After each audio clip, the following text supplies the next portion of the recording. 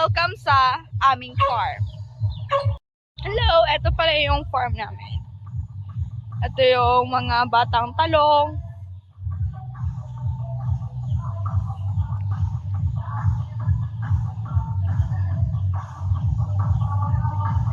May nakatanim na mga marigolds doon sa unahan kasi para pantaboy ng mga insekto. Ayun sila yung marigolds.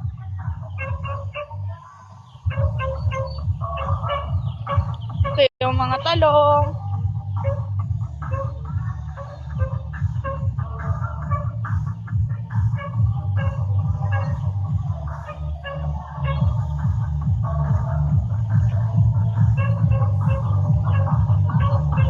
At kaya naman dito sa unahan,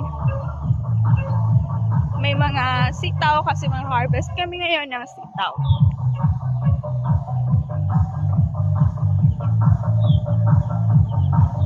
At ngayon naman, may nakita akong pipino, so kunin natin i-harvest.